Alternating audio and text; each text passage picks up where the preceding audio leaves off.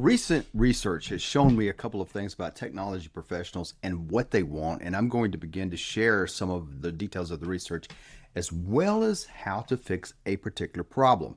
Let me tell you the three key things that showed up in the research of what you and I want in our career.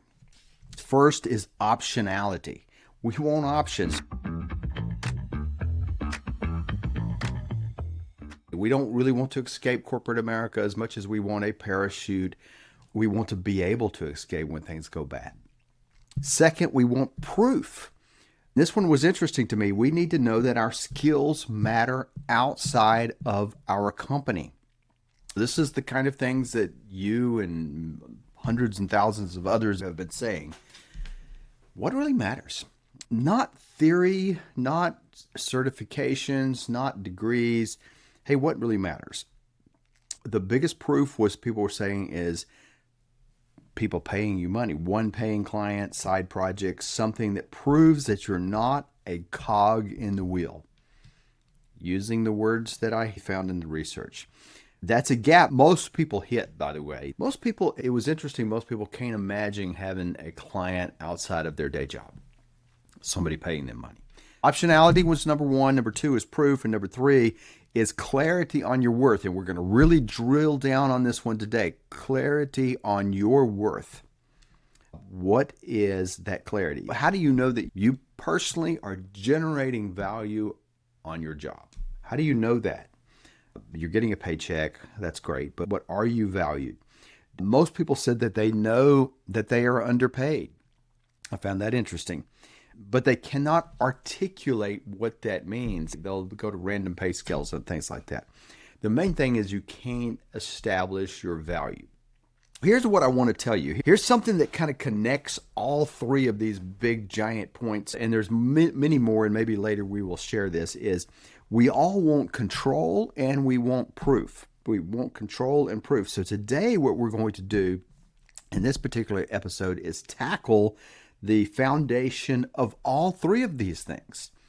And this is a big deal because I didn't realize how important something that we've been teaching inside of the university for years, how important it is to us. And it's going to take you about 30 minutes of activity. That's the good part. It's not a heavy lift. And you can do it tonight. I'm going to show you exactly how we do it.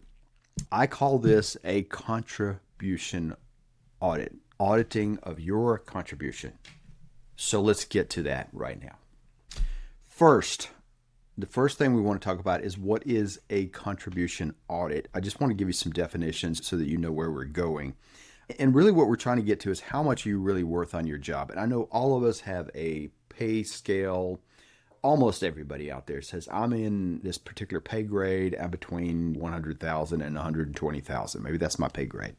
And so wherever you are, you're on that. We have that. We have our job description, which we all know is pretty much meaningless. It's not really meaningless, but it's not written for us. It's written for HR and lawyers and things like that. But that's not the conversation we're having today.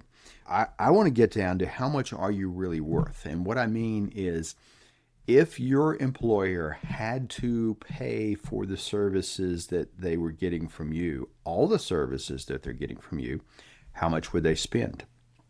And how much real true value does it bring? That's a whole different number. That's what the number I really want to drive to.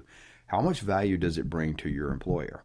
Your employer is not going to spend $100,000 and thinking you've brought $80,000 worth of value.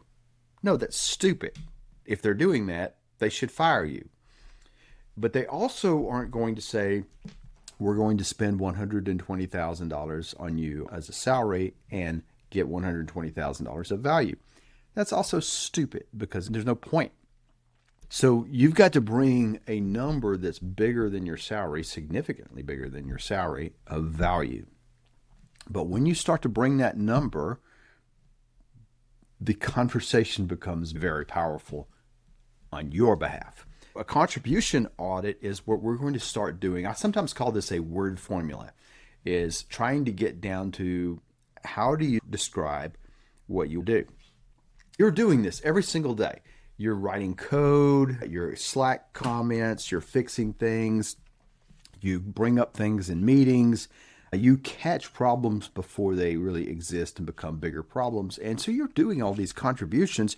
But if you're like me or most of the rest of the world, we forget what we do, right? By the end of the month, the end of the quarter, the end of the year, those things went by the wayside. In all these things you're doing, it is in your code reviews or Slack conversations and all the things that you didn't break because you paid attention. And that last one is key. When it comes time to ask for a raise, negotiate, or your annual review, when they're giving you the pay raise, or when you're getting a promotion, oftentimes it's the best place to get a pay raise. You need to know what you're worth. You need to know what you're bringing. And most of you don't. And that's a powerful thing. I have seen this move mountains. I have seen this save entire teams. I have seen this dramatically increase people's salaries. And it's not a complicated thing. What we wanted to get down to is developing this contribution audit for you today. It's not a complicated thing. It's not going to be about bragging either. It's not going to be about changing your personality. That was another big thing that showed up on the research. If I'm an introvert, I want to stay an introvert. I'm happy being an introvert. Don't try to turn me into something I'm not. But what I want to do is show you with real examples. Instead of talking a bunch of pie in the sky theory, I want to show you some real examples. I'm not going to use real names here, but I will use real data. So that's what a contribution audit is. It's auditing your contribution to your company. And let me put it in a time frame, usually over the last year. You can use a different time frame, but that's a good place to start. Let's call our friend Marcus. And let's think through Marcus for a minute. Matter of fact, let's just do a contribution audit with Marcus here. So Marcus is a senior backend engineer for a fintech company. It is a mid-sized company. He's been there about 5 years. He's been promoted once. He's got great reviews. He's a great person. He's making about $125 plus benefits. And he feels, if you talk to Marcus, he feels pretty competent. He feels like he knows what he's doing. But he also feels unsettled just a bit. Something's not right there. What about the money, the job security? Where's he going tomorrow? There's a little bit of unsettlement going on there. I'm not sure unsettlement is a word, but we're going with it. Here's what Marcus did over the last year. I'm going to break them down into contributions, and I want you to follow along with me. I don't want to be tedious here, so I'm not going to read everything that we have written down here for Marcus, but we're going to try to get to the main point.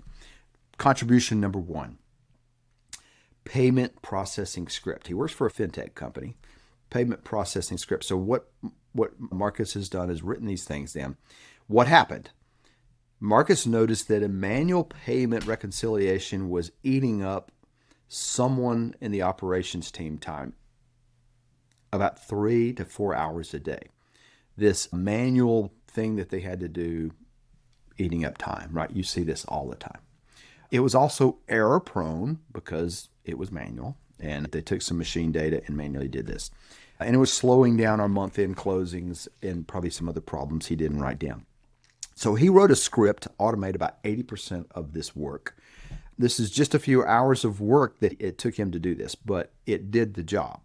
So paint the scenario. He's talking to somebody probably in the accounting team, and he's seen the problem, and they've said, hey, this is what it is, and he's written a script, right? So now notice Marcus did not build a whole new system. He didn't lead a team. He just stepped in, fixed a little problem, wrote a script. Now, how would Marcus write this down? This was one contribution that's top of mind for Marcus. He would write this down in the contribution audit as developed an automated payment reconciliation script and reduced manual operations from 3 to 4 hours a day to 30 minutes. From 3 to 4 hours a day to 30 minutes a day. Simple sentence, okay? That's the first step here in a contribution. This is what we want to get. That's what I would call your word formula, is that one sentence. It takes a little thought, okay? So let me go through another one here. A database optimization. Marcus is thinking back and said, I did this database optimization. One of the core queries that on the app that ran hundreds of times a day was slow. Nothing was broken. It's one of these things that's just, this shouldn't be this slow, and it works, but why is it always taking so much time? He found a missing index in the database. He fixed it, saved everything, and he noticed the response time went from 800 milliseconds to 80 milliseconds, right? We're talking geeky stuff right here. But 10 times improvement in terms of processing time. Now, on a lot of things we do in the tech world, who cares, right? We wouldn't care about that. But when something is running hundreds of times per day and it's a fundamental operation, you start to care. It starts eating up time and money. Now, so notice he didn't build a new feature. He just fixed something that really wasn't probably right in the first place. How would Marcus write this one down? He would say, I optimize a core database query by adding proper indexing, improving the response time from 800 to 80 milliseconds, 10 times improvement. Okay, so there's a second contribution. Notice in talking to Marcus, these weren't not necessarily his big job. These were just things he noticed. The database thing was part of his job, but it wasn't his ongoing work. And he just noticed, hey, something's weird here. Contribution number 3, compliance bug hunt. He says during a routine code review, he caught something that was subtle in how transactions were being logged for audit purposes. It wasn't quite right, and the compliance came knocking during an audit, or if they did, it could be a problem. He just found something that, if audited, would be a red flag. He escalated it and said, guys, we need to fix this, and they got it fixed before it became an issue. He didn't really fix it. He just pointed it out. He saw it in his work, pointed it out, got it escalated. So how would he write this one down? Identified and flagged a compliance logging issue during code review that would have resulted in audit failures. Issue was fixed before deployment. Now, I'm saying all this kind of stuff here, but we'll put this in the show notes here, the actual words and the one-liners here if you want to get to it. But I'm walking you through a process. I'm walking through an example with Marcus. So I'm going to go a little quicker on these other ones, but contribution number 4, because he only had 6 that we want to point out. Contribution number 4, onboarding a new backend engineer. He's a senior engineer. So they bring in a junior backend engineer in March. Marcus spent time ramping him up, did code reviews, pair programming, did the things you would do to mentor a new person on your team that's a junior. And he said normally it would have taken 3 to 4 months to get this guy up to speed, but this one took 6 to 8 weeks. And the junior engineer was pretty much up to speed, running and doing the things he needed to be doing. That's a month of productivity gained in a junior software engineer salary. Start adding some numbers together, right? That's a pretty big impact. But this is something a lot of people would skip. That's just my job. I'm just doing that. But it's a big contribution to the team. That's what a senior engineer should be doing. Adding value to other people, hence the word senior. When you become a senior at something, you're no longer down in the weeds, you're adding value to the team. So how would he write this one down? Mentored and onboarded a new backend engineer, ramping them up 3 to 4 months. Instead of 3 to 4 months, 6 to 8 weeks. Okay, so you're seeing a pattern, I hope, is that we're coming up with the things he did. We're trying to get it down to a concise statement, and notice every single one, I'm looking for some numbers. Now, these numbers are not rocket science or anything. They're top of mind mostly of what he's just noticed. But the numbers are going to be important. We'll talk more about that in a minute. And contribution number 5, incident response. There was an outage. Service went down. Customers couldn't process transactions. Marcus was on call at the point.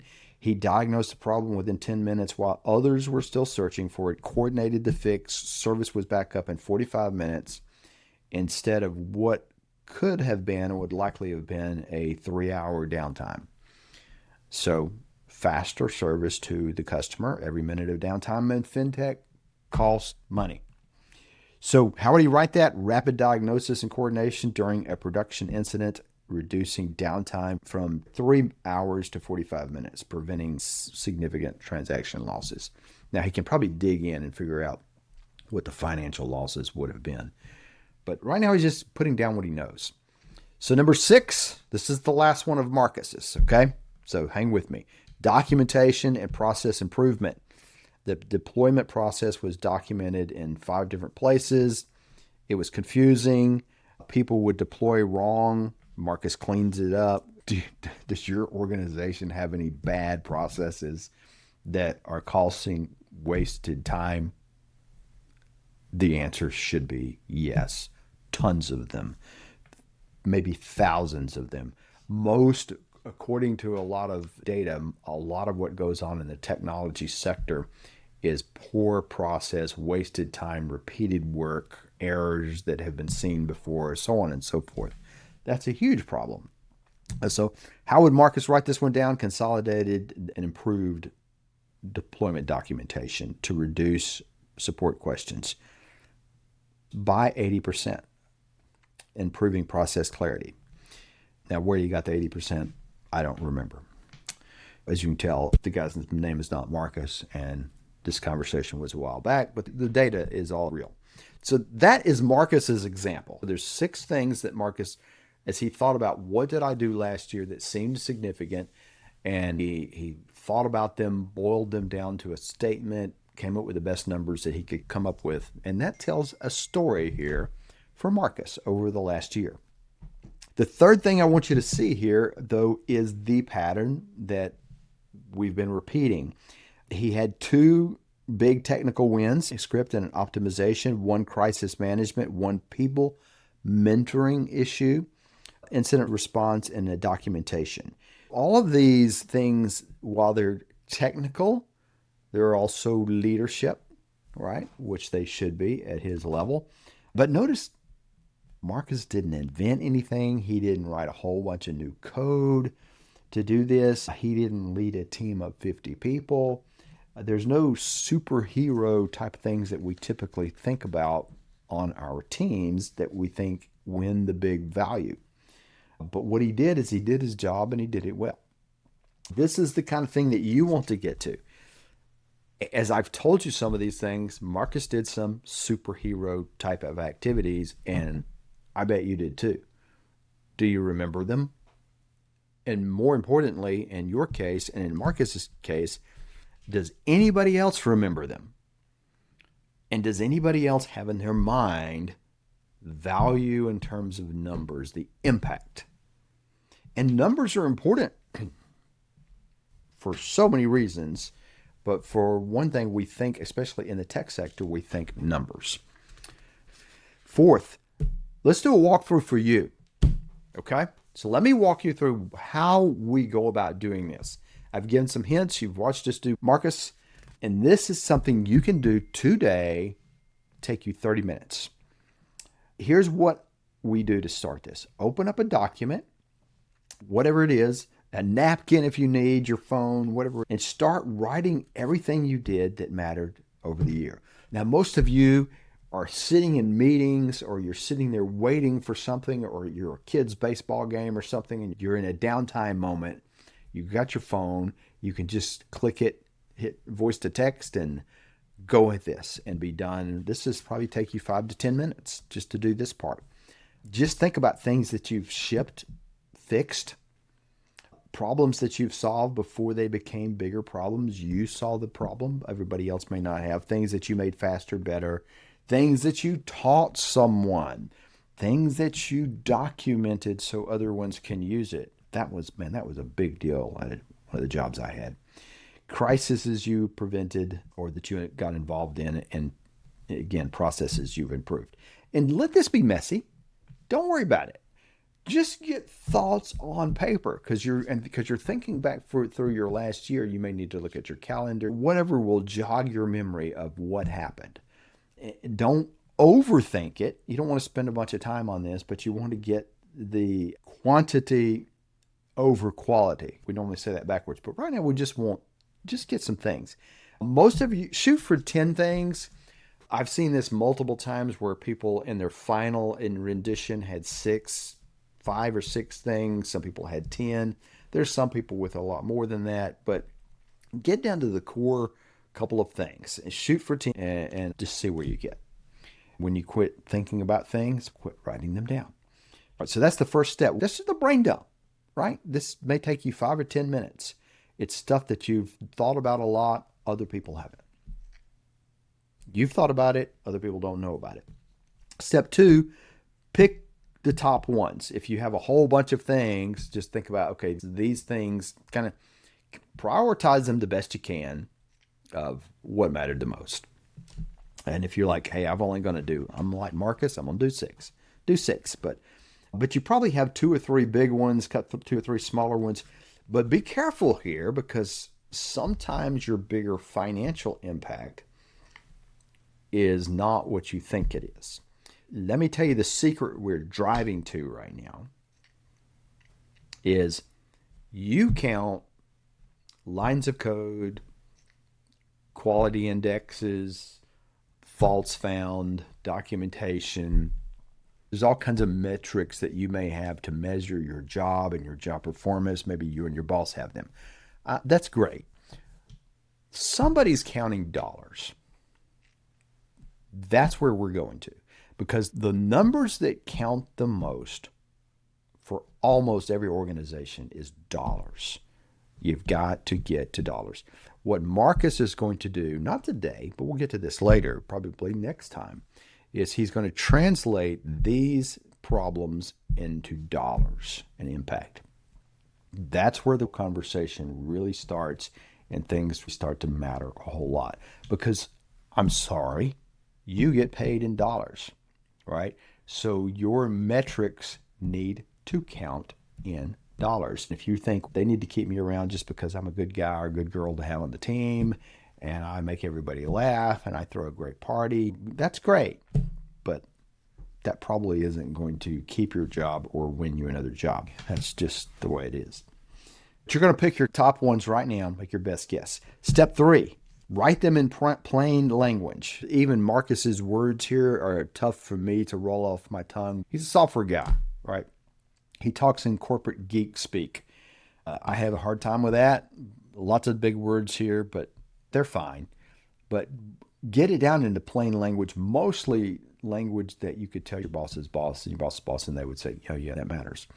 In other words, don't get into specific scripting languages or specific engineering protocols or words that nobody would know except the people on the tech team, right? Bring it up into language that you could talk about in a meeting and people would actually know what you're talking about. Plain language is key. For each one, write it in one sentence, just one. Get it down to a sentence and think about, what did you do and what was the result? Don't say things like, I improved things or I optimized this system, but instead say, I optimized this system so it's improved its time by 40%. And yes, you do need to get to the number. Make your best guess right now. And I know part of you are thinking, I can't guess. That's not right. I'm a technical person. Hang with me for a minute. But we're going to get to a number. Don't say things like, I helped a team. Say things like, I mentored so I reduced their ramp up time by 6 weeks, like Marcus did. He tried to pull in numbers.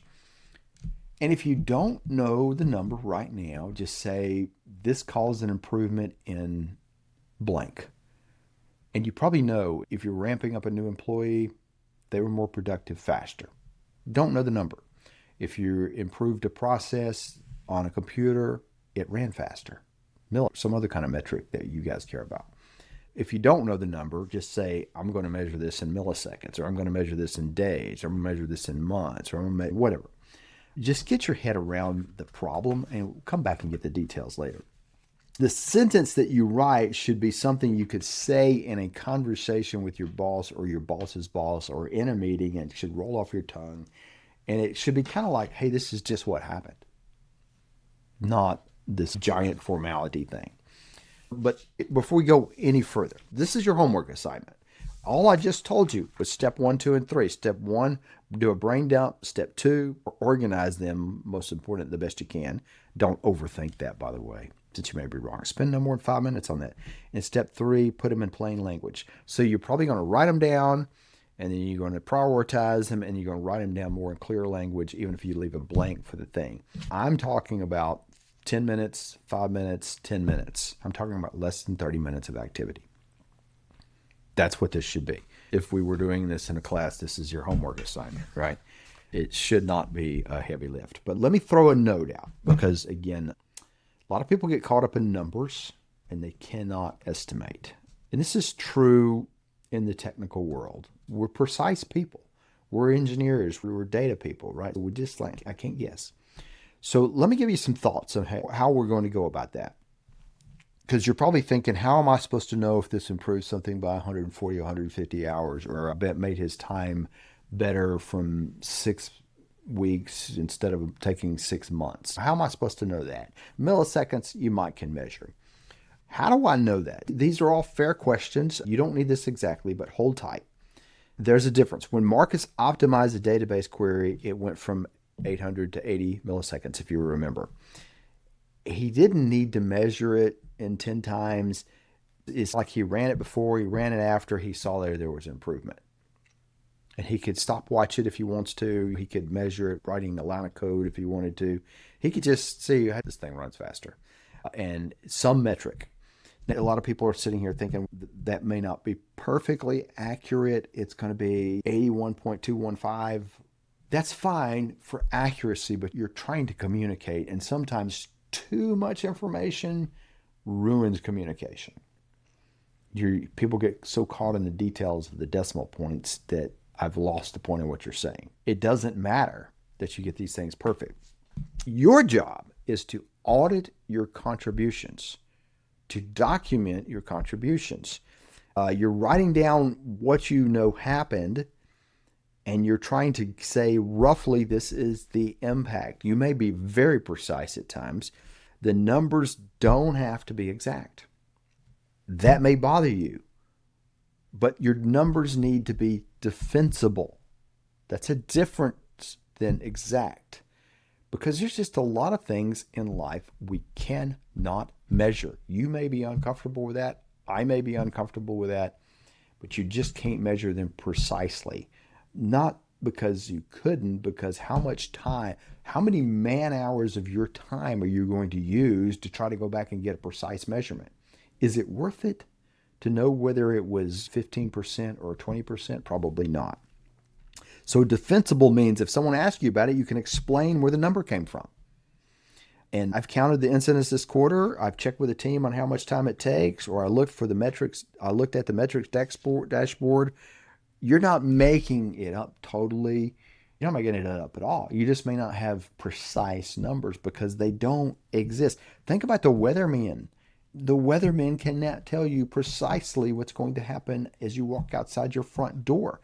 And yet we listen to them every single day. And they're scientists, right? This is what they do. So here's a couple of options to think about how your numbers are. Use what you do know. I deployed code 47 times this year. Okay, you can count that. Ask someone, hey, how much time did you spend on X? Like remember the first thing, auditing the report, how much time did you spend doing this? You spent 34 hours a day, and okay, how much time is it taking you now? You can actually watch that one easier. Okay, now it takes you 30 minutes. Okay, so you can do the math, right? You can be conservative or aggressive. What do you want to do? But you're asking someone because it's their time that matters, right? If they feel like it saved them that much time, that probably matters more than the exactness. Checking the system. Number 3 is metrics, dashboards, logs, whatever your company tracks. But option 4 is where you're going to be a lot of times. And this is going to be a bigger issue than just today, but is making a reasonable estimate based upon what you know. If you know a process used to take 2 hours, it takes 30 minutes, that's a reasonable estimate.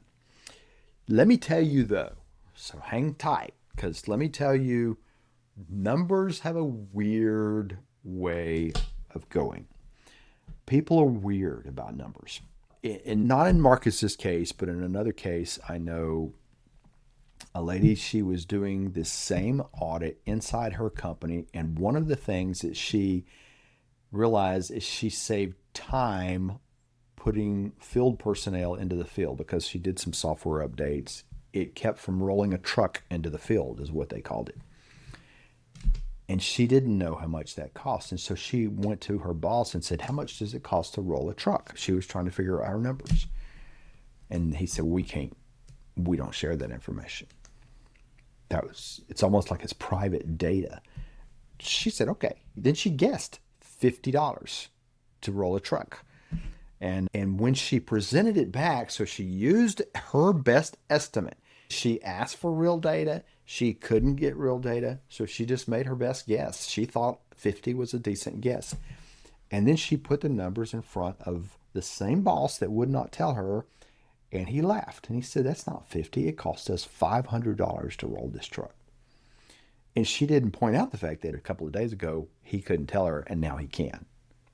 Numbers are weird that way.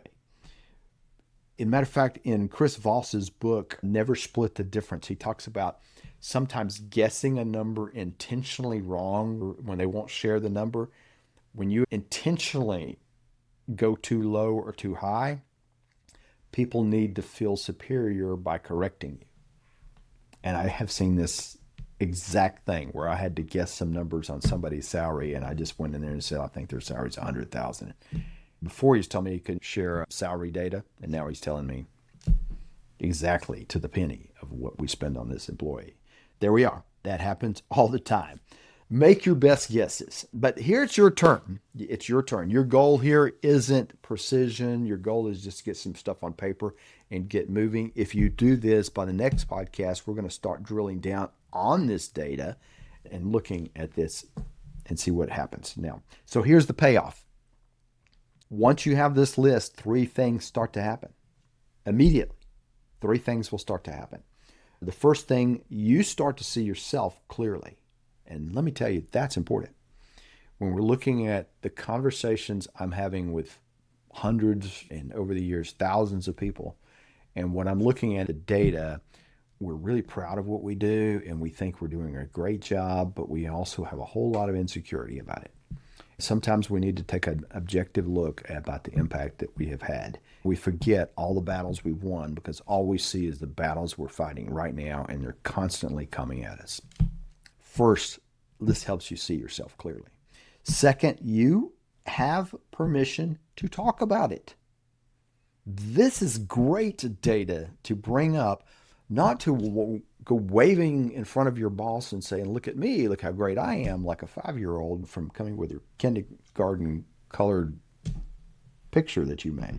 This is like sharing, hey, boss, this is what I was looking over what I did last year. This is what I think. Asking questions about this kind of stuff is gold.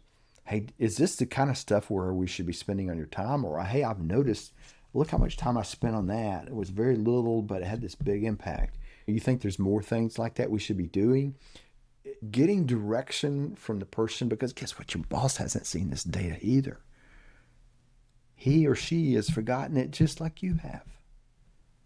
It's no different. They've forgotten everything because they're under the same gun you are. They got 100 things coming at them, and they're just worried about today and tomorrow. And what happened yesterday is a blur. This gives you permission to talk about it. You already have permission, but you're going to feel like, hey, I got something. Now you can read from a data point. Everything that comes next, though, gets easier. This is the third thing. Next week, so join me back. Next week, we're going to talk about pricing your net worth. This is the hardest part. I've done this. I can't even tell you how many times I've done this. We've done this with teams. We've done this with entire companies. We've done this with individual contributors. And there is some other hard parts to come. But this is the hardest part. It's stopping and thinking. Even though it doesn't take you that long. Stopping and thinking. That is the hard thing to do. Here's what I want you to do. Consider this your homework assignment. Tonight, before you go to bed, whatever you're doing, just get it written down. Spend 30 minutes, write down the 6 contributions, put it in some kind of Word document, mail it to yourself, whatever you've got to do. Don't overthink it, just get it done. It is seriously, it's a game changer. Send me a note. Tell me what you found. Hey, I'm really interested. As you see, I collect a lot of these kind of stories. Marcus isn't the real name of that person I'm giving data from, but I'd love to see your stories, what you've discovered, what's going on. Also, did it surprise you? Did you learn anything interesting? You can just reach me at dell@dellcallahan.com, put it on LinkedIn, Facebook, or wherever you can find me. Um, and I'll read every one of these things. They go through processing, but I'll read all of them. Next week we're going to go through and put some numbers to this. This is the first big step that we do of an exercise calling finding your number. But this is, like I said, this is the hard part. So we will do this next week. Come back and join us for step 2. Right now, go and do your own contribution.